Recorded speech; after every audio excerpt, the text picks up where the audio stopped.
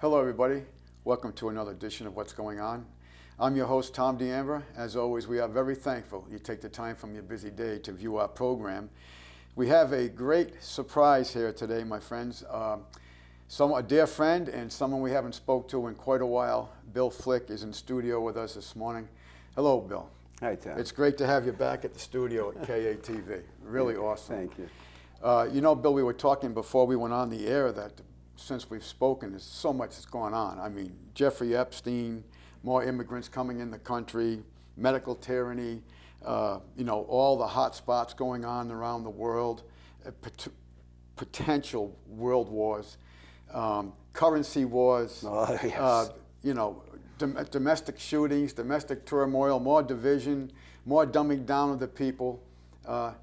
But you had an interesting, and there's so much we could talk about. I'm sure we'll be touching on some of them subjects. But before we went on air, we got into a conversation. You were enlightening me a little bit more with regards to artificial intelligence, and we started off with the 5G and all the potential medical problems that's going to present, cancers and so forth.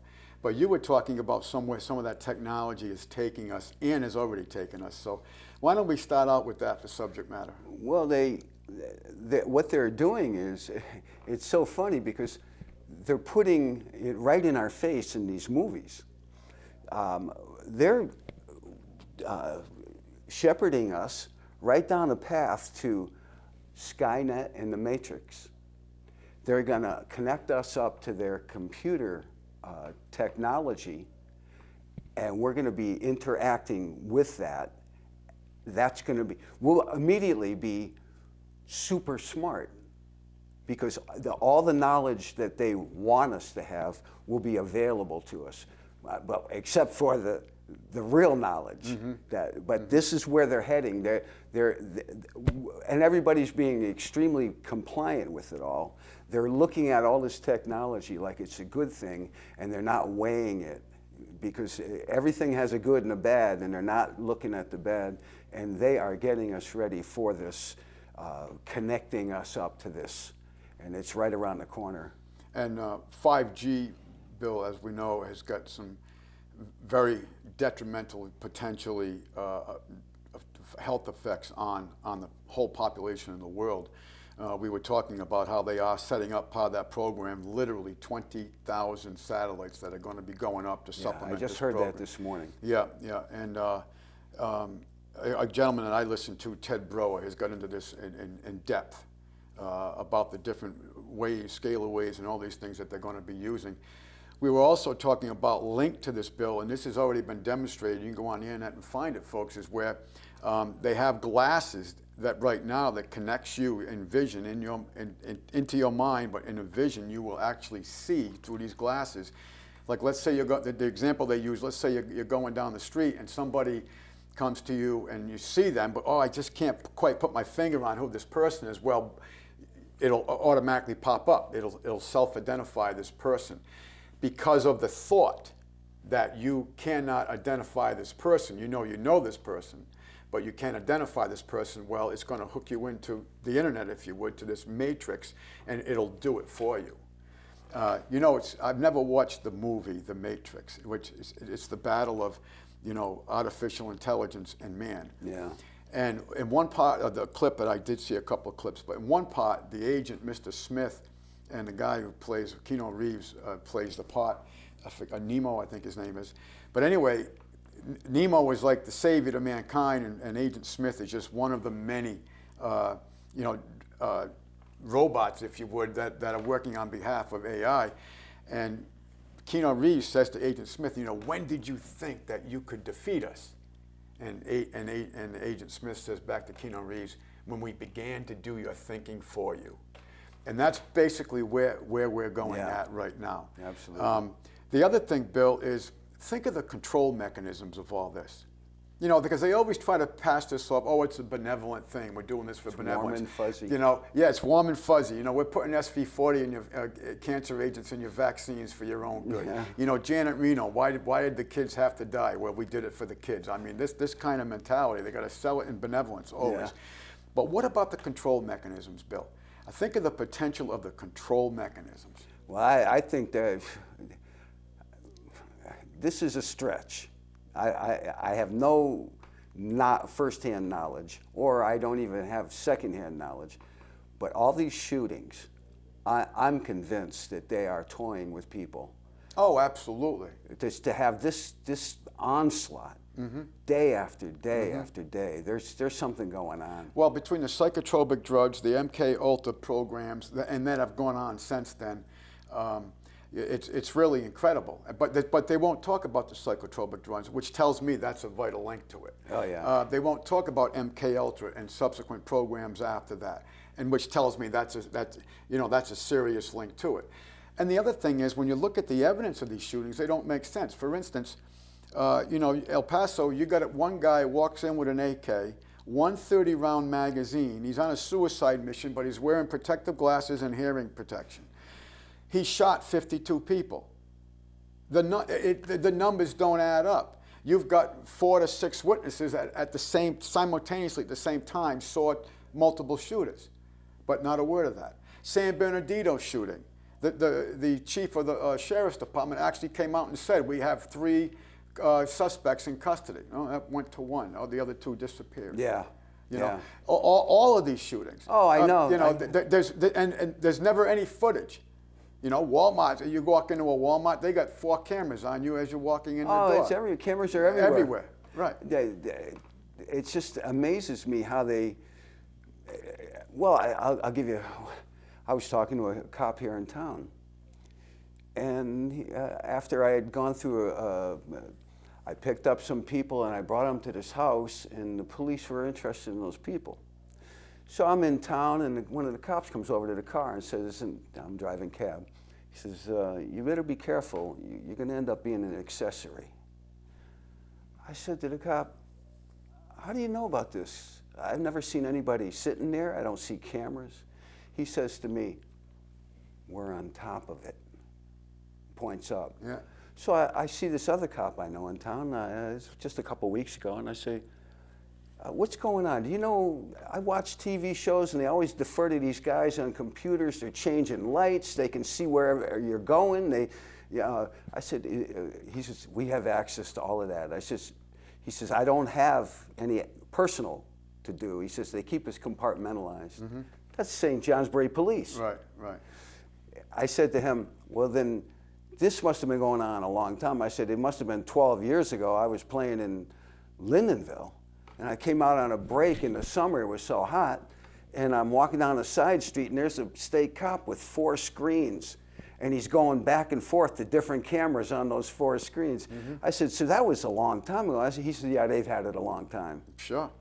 Yeah. And everybody thinking we're in the 1950s. Right. You know, it's America's still here. Right. It's not. Well, and this 5G is going to take it to the next step where now it's going to be almost like that Minority Report type of thing where, you know, we're going to pre-crime you. Oh yeah, that's. You know, we're going to pre-crime you. You think the wrong thought. Well, you were talking about the technology where they can tell what part of the brain is using from measuring different energy bases that are being. One other time I brought the picture in from the book. I had made a copy of it. It's they have a place where they have a huge one. I'm not sure what the purpose of that is, but they, on a different page in the book, they had one on the back of a Humvee. And, you know, they were saying they could pan a crowd at the distance of a bullet shot and tell which person was going to be violent by the way the electrical activity of their brain is. Yeah, which part of the brain is being activated. Yep. Yeah. That, and again, that's, so what does that say about, like, even, do we have a 4th Amendment? You know, wouldn't you think your mind is part of your personal effects? You're not secure within your person. No, literally. Yeah, You're literally. not. This is the first time they could actually do this kind of invasion, you know, of our being.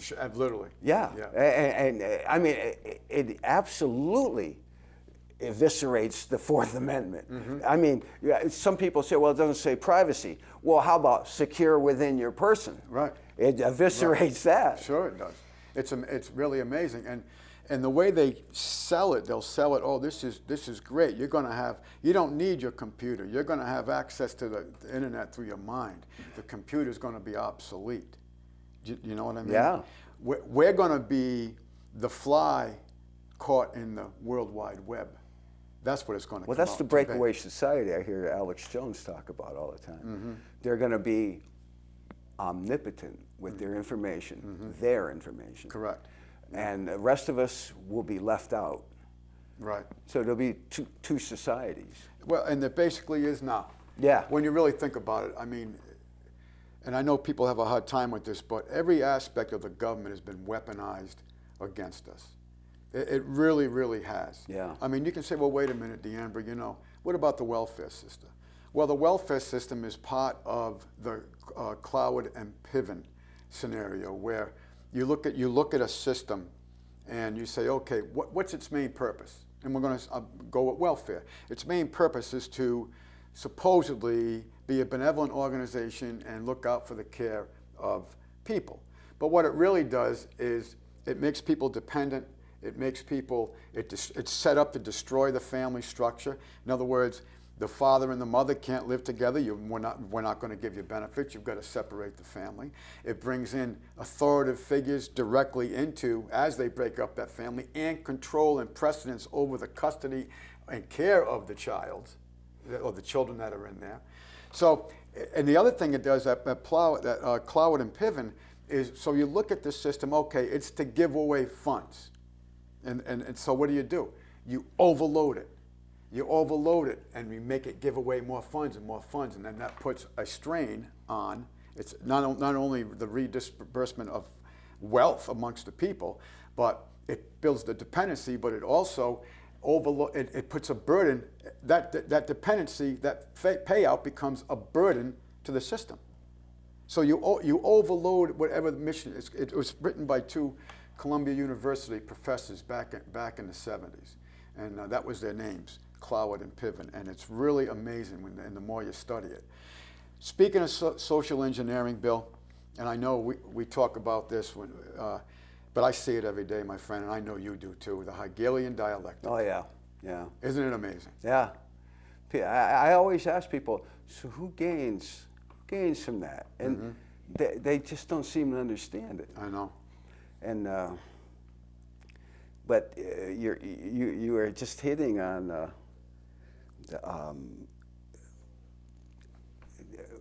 what I was saying we should talk about is the depopulation agenda, because welfare also is part of that. You know, they have to break up the family. Now, I first learned of this in a book I had by John Robeson, Proofs of a Conspiracy. In that book, he said they would make women dissatisfied with their role in life.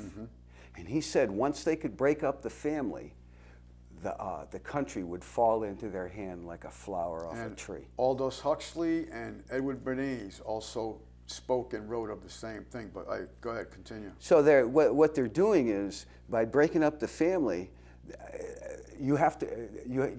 the women are dependent. They bring them in, and then they are gullible for all the other mind control stuff. So, and with that, they're creating alternative lifestyles deliberately. Oh, sure. They know what they're doing to our population, and what the area we're touching on is so sensitive right now. You can't even hardly bring it up.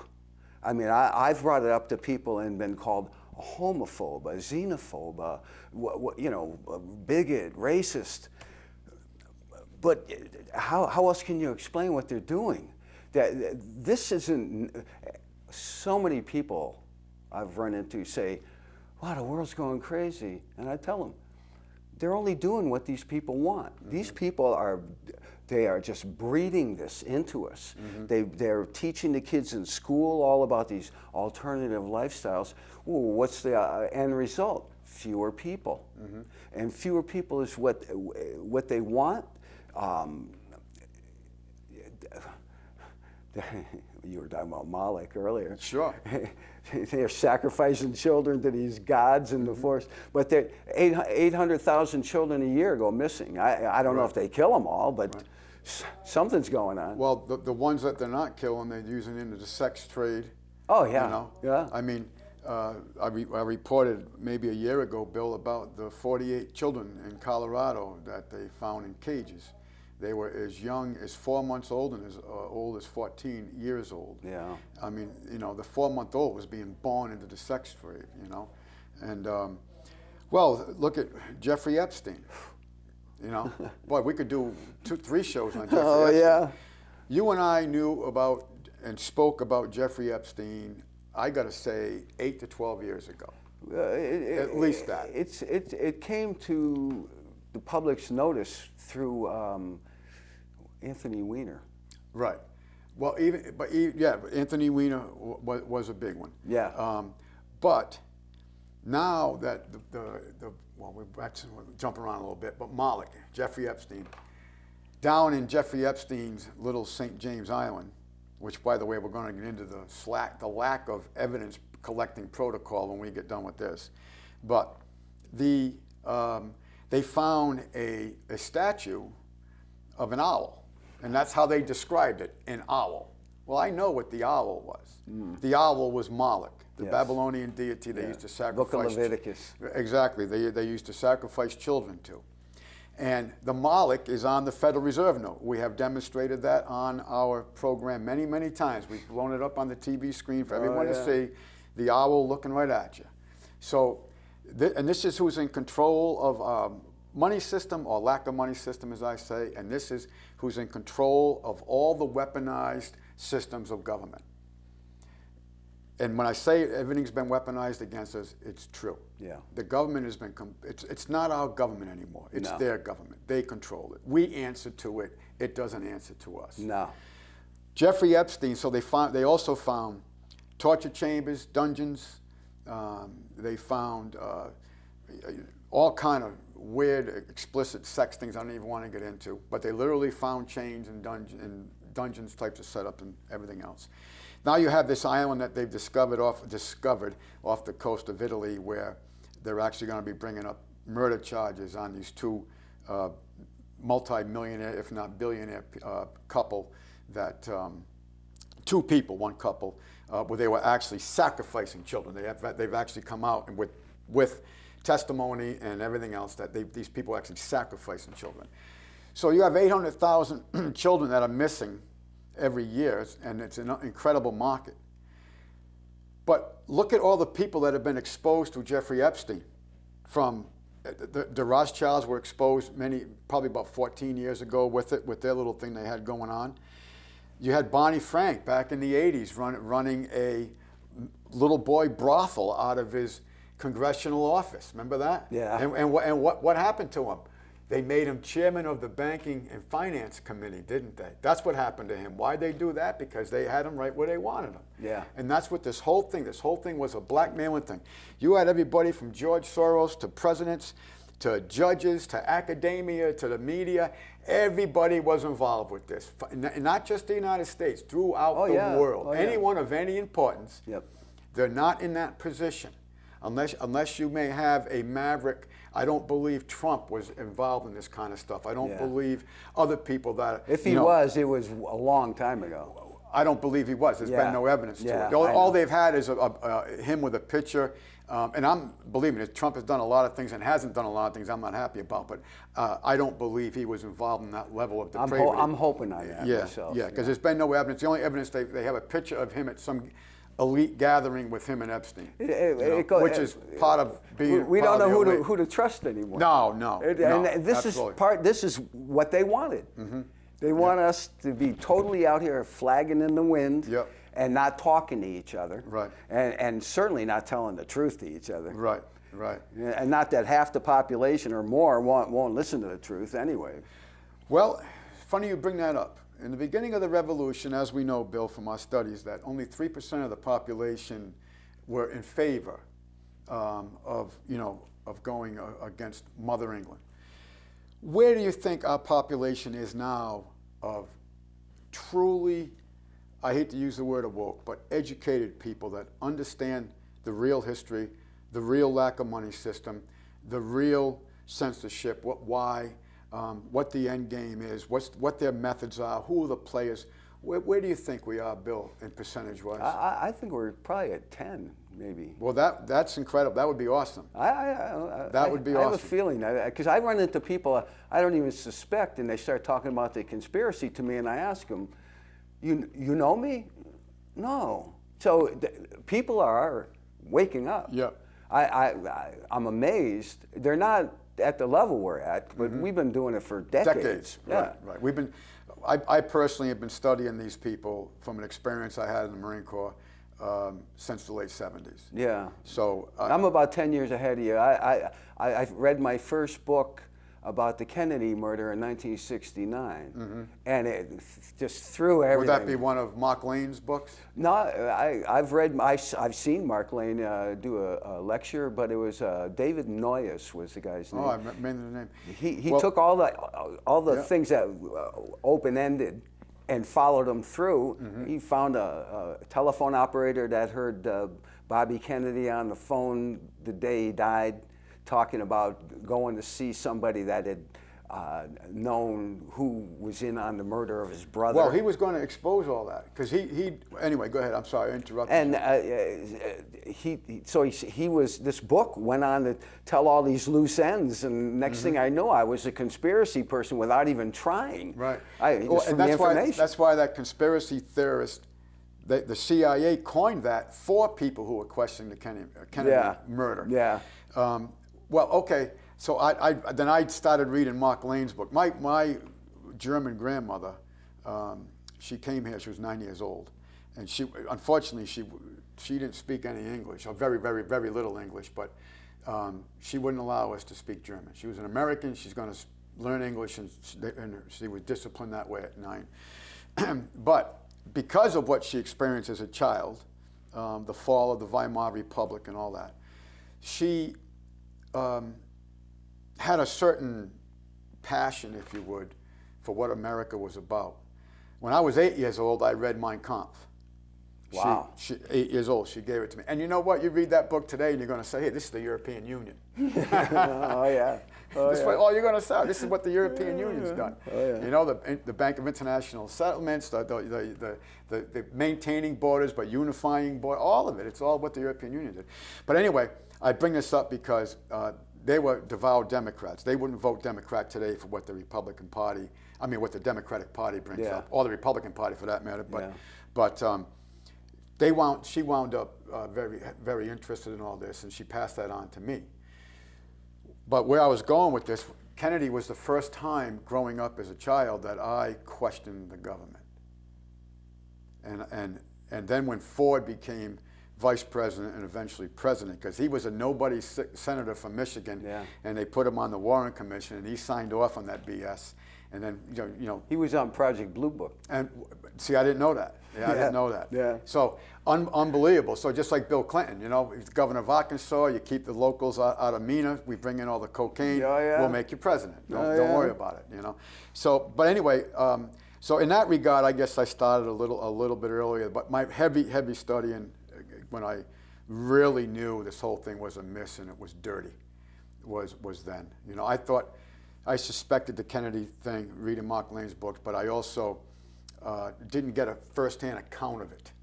But my experience in the service gave me a firsthand, on-the-ground account of it, and I was like, oh, so this is what this is about.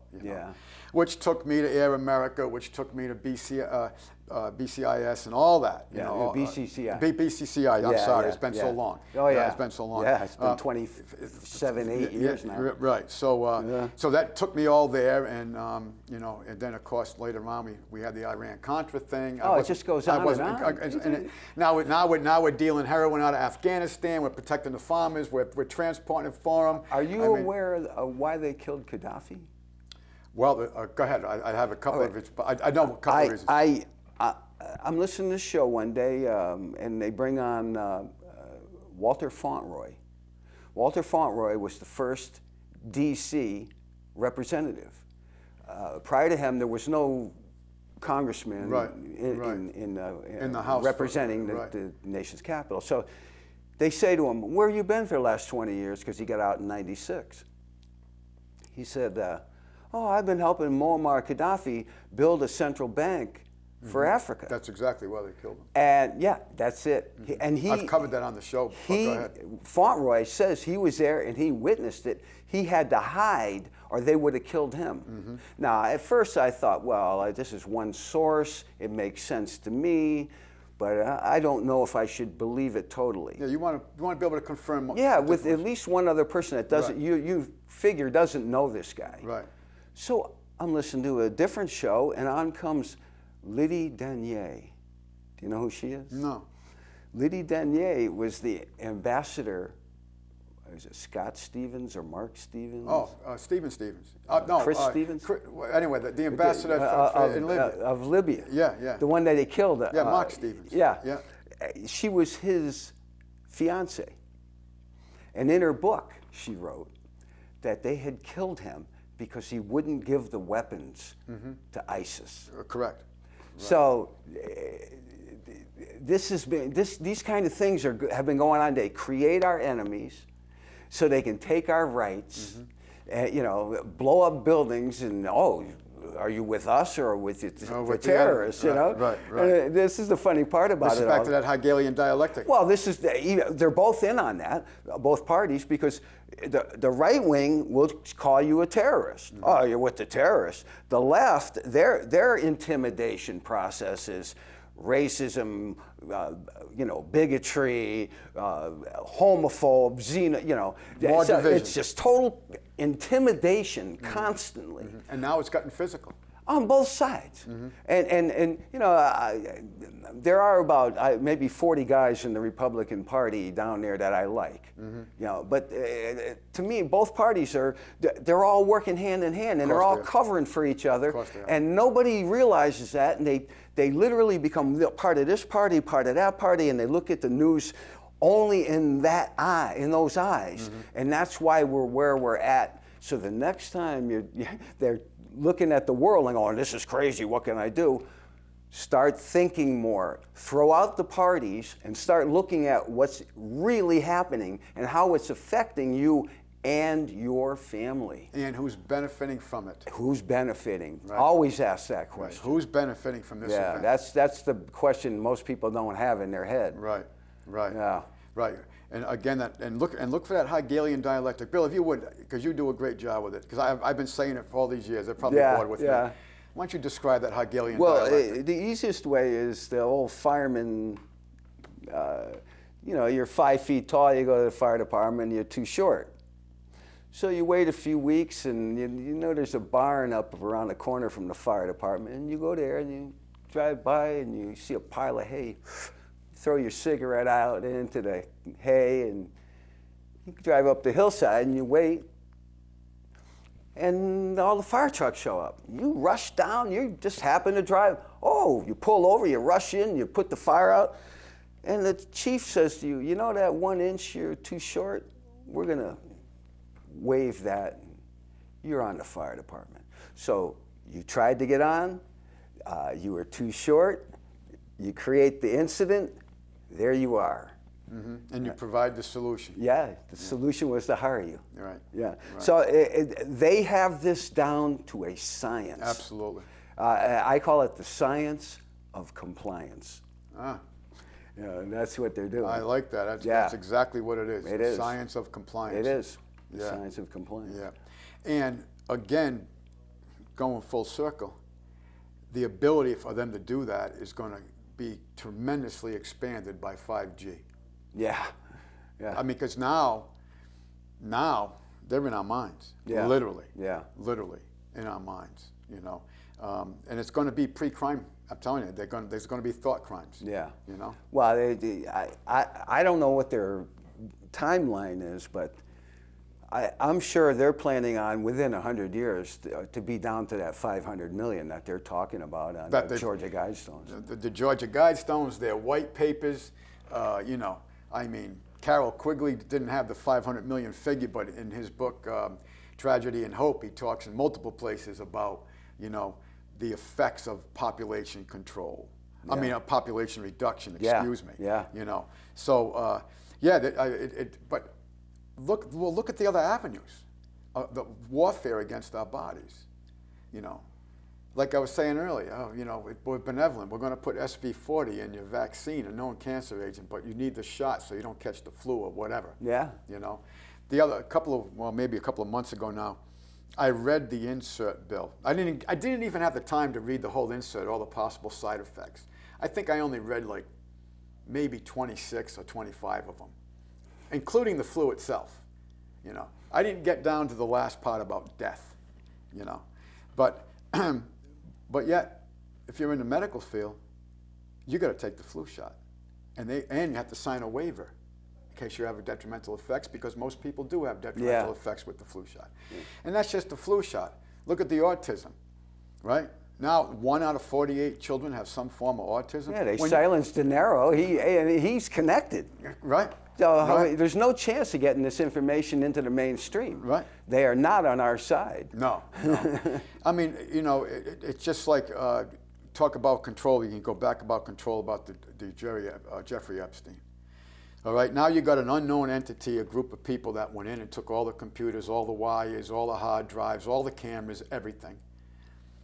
And this is on film now. Some guy, I don't know if you saw it, it's on the internet. Some guy used a drone and actually filmed all this going on. And then the next day, now the FBI comes in to collect evidence. And I'm thinking, so then let's look at how he dies. He winds up in a federal pen. All in one time, you have a guard that doesn't work there. You have the 2 guards that work there go home a half hour early. They're independently and separately supposed to rotate and check on each prisoner every half hour on the clock. That was stopped 2 hours before. All the cameras, including the cameras down the main hallway that takes you to these cells, even them cameras, for some unexplained reason, weren't working. The lights went out. They're never supposed to be without another prisoner. It's supposed to be 2 at all at one time. An hour before this happens, 24 hours before this happens, the prisoner he was with gets transferred and he's with nobody. All these protocols, all these standards were not met. Sounds like 9/11. Right. Sounds like 9/11. Yeah. Sounds like Pearl Harbor. Yeah. A lot of things. Sounds like Gulf of Tonkin. Right, Gulf of Tonkin. I mean, we can go on and go on and go on. They're just... Sounds like Oklahoma City. Oh, they're sounds like Waco. They're creating it. We'll never get to the truth of anything. It's all on you, just like your medical. Mm-hmm. It's on you now. Once you realize that all you gotta do is watch TV. It may cause 80 million lists of things it may cause. Well, are you going to take that, or are you going to start looking for maybe another way around that? For years, I've looked for other ways. Right. But a lot of people think I'm crazy, but I think that they're not crazy. They're naive. Mm-hmm. And they're indoctrinated. Yeah. Very much so. Yeah. I mean, how can you look at a commercial, and all these, half the commercial is them reading all these bad, potentially detrimental effects like on your body. Yeah. Right. But see your doctor, see your physician. Yeah. Right? It's unbelievable. And how about this commercial? Were you taking this product between blah blah blah? Call me. I'm attorney so and so because I can help you. There is a class action lawsuit going on. Yeah. How's that work? That had to get by the FDA to be on the market. How'd that happen? Yeah. How is it all these checks and balances that we pay billions of dollars for fail us consistently? Well, I'm sure this audience knows that the CDC is a private corporation. They're all corporations. Yeah. Every bit of it. Well, they've turned everything in the world into corporations. Right. You drop a shoe on the ground. They'll sign this paper, stamp, sell it on the market. Mm-hmm. Yeah, I mean, this is what it's all about. Yeah. And people are right in their sense that we're corrupted, but people do not know the extent of the corruption. They're looking at this surface stuff, like the way they talk about Trump. Mm-hmm. Oh, yeah, that. Well, they need to dig deeper and see what the real corruption is all about. Right, exactly. The destruction of our country, our Constitution, our Bill of Rights. Right, I agree. And I say this on the show constantly, that the Bill of Rights was to tell the government what they can't encroach on. Yeah. Our rights are from our Creator. Absolutely. And they're unalienable. That's right. Immutable. And right. Cannot be changed, cannot be transferred, That's can't right. give them to somebody else. Right. Right. You're supposed to stand up for them. Right. But if you don't have knowledge of them, you don't even know what they are and why they exist. But everybody sort of has a feeling they're being violated. Absolutely. But they just don't know to the Do degree. they not know, or is it willing and Compliance. deliberate Yeah. ignorance to bring the compliance? So, you know, I was reading about one of the debates, constitutional debates, and Roger Sherman, who was one of my heroes, he was from Connecticut. Yeah, he was. But he was the only founder, if you would, to sign all 3 founding documents. He was the only one, and things went bad for him because he was so involved. The British were all over him bad. So anyway, he asked Thomas Jefferson. He said, "Sir," he said, "you know, how far do you think the king will go? You know, when will his usurpations, you know, cease?" And Jefferson said, "Sir, the king will go as far as the people allow him to go," and that's really it. Yeah. You know, we have backed ourselves into a corner. Yeah. And we have nowhere to get out. But and this is why, you know, all the people that have been associated with this program, you know, we don't get paid for this. We actually take risk for doing this. Oh, absolutely. And there has been things that have taken place because of this program. Oh, absolutely. You know? I mean, I've been with my band. I've had people not want to play with me. Yeah. Players and bars not want to hire me. Yeah. And I went to a place and filled out an application for a job one time. The guy looked at it, he said, "Your bill flick?" He crumpled it up and threw it in the garbage. Right in front of you. We're not looking for anybody, right in front of me. Right. And by law, you're supposed to have kept that and put that on file. Right.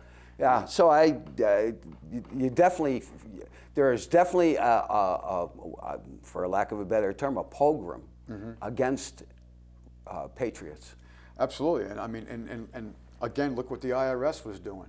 And it ain't just the Obama administration. The IRS has been doing that since 1933. Yeah. Oh, yeah. You know, it ain't just you know, they worked against the farmers when the farmers tried to unite themselves back in the 30s. And, Oh, they did unite. And they did. unite. And they did. They had commodity banks. Yeah.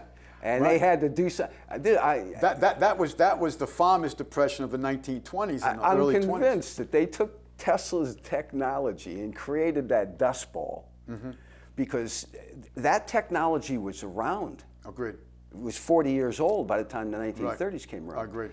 And so I was aware of this stuff. I became a real conspiracy person at 7 years old. That's amazing. You got to tell me how that happened. I was in a bookstore in Salem, Massachusetts. And there was a book there called Flying Saucers Have Landed. And the guy's name was George Adamski and some other guy with him, I can't remember the other name. And it was like a Van Doniken book. He was talking about the pyramids, and he actually claimed that he had made contact, and they took him aboard a ship. And he said the people had long blonde hair and blue eyes. And I kept thinking, that's how they described the Shemites, the sons of Noah, Shem. Right. The Shemites are long blonde hair with blue right. eyes. So I don't know, but my suspicion is that some civilization way in the past is out there flying around too. Right. And who knows, they may be right here on this planet. I know there's a lot of activity in South Pole. Yeah. Right, Antarctica, there's definitely something going on Something down going on there. But even the Germans, if you look at Martin von Braun and even other German scientists in their papers, they all spoke of, you know, technology not of this world. You know, I mean, what was von Braun's book called? But anyway, in his book, I read it many years ago, back in the early 70s, that he actually said that there was technology not of this world. Admiral Byrd. Oh, yeah. Admiral Byrd, when we sent that flotilla down, we were supposedly after all the Nazis that had, you know, that we had helped get to Argentina and every place else. But eventually they were going to get down to Antarctica because they knew the base down there, exactly. And we got our asses handed to us, you know, in this battle. And Admiral Byrd wrote about science not of this world, of technology not of this world, that what they were defeated by. There was a TV program from the 50s, and you can go on the internet, and I can't think the name of it right now.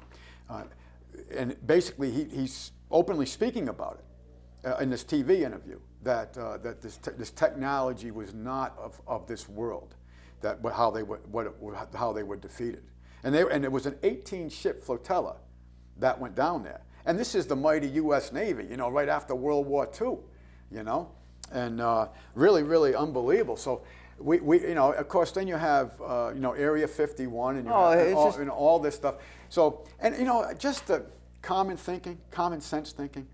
If you look out at all the stars and all the lights up there, you'd be foolish to think that we're it. Yeah. You would really be foolish to think that out of this massive creation that we're it. Yeah. And so many civilizations for so many centuries have either caveman drawings of what we, you know, which look just like astronauts and rocketry and everything else. I mean, all through the history of man, in cave work and writings and all this stuff, there is, you know, we call them UFOs, but there are alien, if you would, presence. Yeah. But to have scientists in the Third Reich, many of them, publicly write it and speak of it, and then have Admiral Byrd speak of it. Well, at 14, I'm a freshman in high school, and I took for an extra quarter credit, library assistant. So I do all the duties I had, and then I got 15, 20 minutes left before the end of the period, and the librarian says, read whatever you want. Who's Who in Science. Boom, opened up to the page. John Worrell Keeley. Did you ever hear that name? I have. John Worrell Keeley said he could float metal like a cannonball, midair. And he said he would demonstrate it in this barn. Astor, Morgan, Rockefeller sent their representatives. All the big names. All those guys went in the barn. This was in the Who's Who of Science. They went in the barn. He demonstrated a thing. They walked out, and the press was right there. Yeah, there's nothing to it. It's a hoax. Later that night, the barn burned. The machine was gone, and Keeley was dead. Yeah. So, who are you going to believe? Right. Me or your lying eyes? You know? Right. Yeah. Well, you know, I have a book, and I forget who wrote it, but it's called Suppressed Science. And it is all the medicinal, all this technology that has been kept. Our lives would be so much better if they. Oh, yeah. I know. Oh, absolutely. And a lot of it is natural stuff. You know, things that like, John Bedini he was selling those battery chargers. And FBI kept coming in and closing them down. It's a hoax, you know. But he would start up again, and everybody'd swear by it. Right. And I've got a video at home called Thrive. And of all people, yeah, I've seen it. Have you seen it? Yes. The guy from Procter & Gamble, one of the heirs to it, he put it out. And he's talking all about these scientists are saying they're going to go to the UN, and Bush, Poppy, says, hey, to the UN, you can't let them show that. Right. We own you guys. Right. You know? Absolutely. Yeah. Yeah. Well, you know, speaking of the UN, I was reading a study that was done by a geographical survey out of Europe, and you know, China now has rights. The figure was 90. Was it 96 or 98? I think it was 96% of all the rare earth minerals on Earth. That doesn't happen because if someone did that independently, the UN and the local, you know, alphabet agencies from whatever country wouldn't allow that to go on, you know. Speaking of China, we don't have a lot of time, Bill, left, but boy, is things going on in China. They got domestic turmoil. They got turmoil going on in India and Pakistan. They got major turmoil going on in Hong Kong. They've got turmoil going on with Vietnam. Now they're pushing the buttons of the Philippines. They're developing these new islands. They got done with the one. Now they're going even more south. Let's talk about China real quick because they've got a lot going. They're in currency wars with the United States. Oh, they've been doing that quite a bit, long time. Yeah. And that's what's funny. I actually heard Schumer say, Well, this has been a problem for a long time. He stepped off his impeachment platform and actually made a comment that was real. Right. So yeah, no, they've been doing this. It's a slippery way to gain, access to markets. Cheaper products. Sure. Then your currency has to come down to balance out the trade, and next thing you know, they're winning the trade war. Right. Well, and they have been, and they've been set up to win the trade war. Yeah. Yeah. Well, Rockefeller, David Rockefeller said they have the government that the world needs. Right. Yeah. And in that statement, he also said, this was in the, 71 or 73, somewhere in that window, he continued that statement and said that China is the future of the world. Yeah. Yeah. Yeah. Yeah. So militarily, they've got a lot going on because they've actually deployed paramilitary into Hong Kong. They're deploying troops towards Kashmir. They're deploying more troops with Hong Kong. And they also, because don't forget, the British had Hong Kong was a province of Britain until 1999. That was all part of the bank. I covered that on the show. But and then also they've built up quite a force on the North Korean border. And their Navy is, if you look at their military hardware, their hardware is not defensive, it's offensive. It's carrier, they're building 3, they've got 1 carrier out now, they're building 3 more right now. Their submarine fleets are expanding. Everything is expansion to the point where, and there's a lot of asymmetrical warfare going on. It's not just the symmetrical, there's a lot of asymmetrical warfare going on, including our border being overrun. We have more illegal aliens coming into this country now than the history of this country. Well, there is one thing I want to tell people. This open border, it feels good to a lot of people. Oh, we're going to help these people. But do you want world government? Because as soon as that border is left open, there has to be some law applying. Mm-hmm. And the law is a larger jurisdiction. Mm-hmm. And that's what they're trying to create by leaving that border open.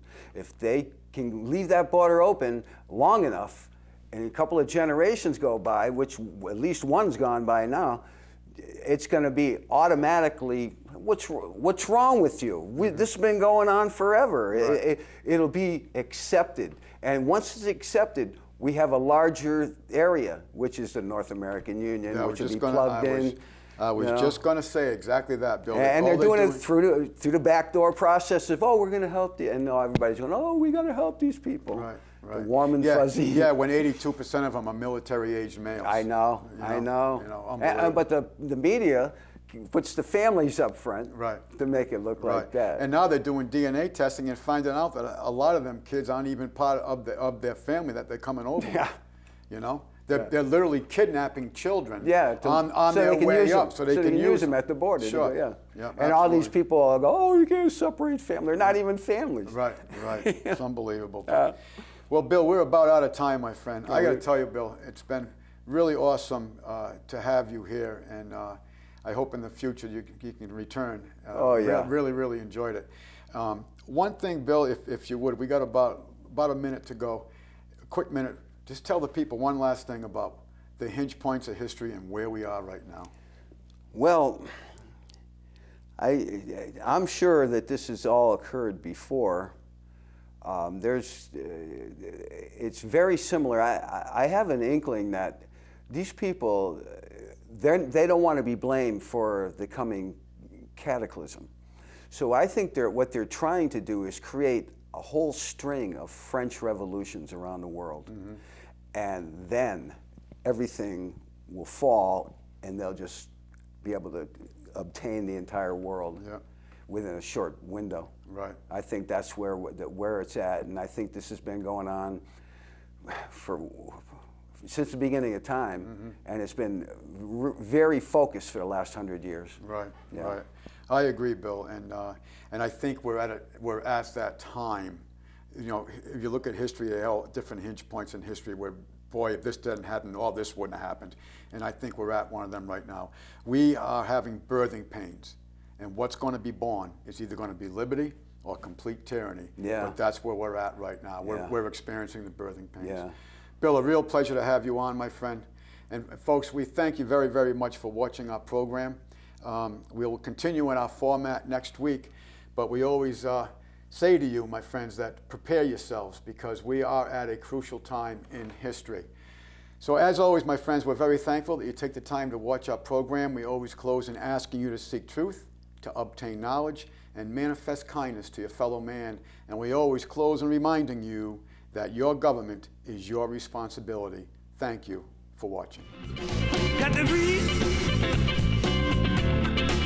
between the lines. Got to read between the lines. Well, the truth is very simple, very hard to find.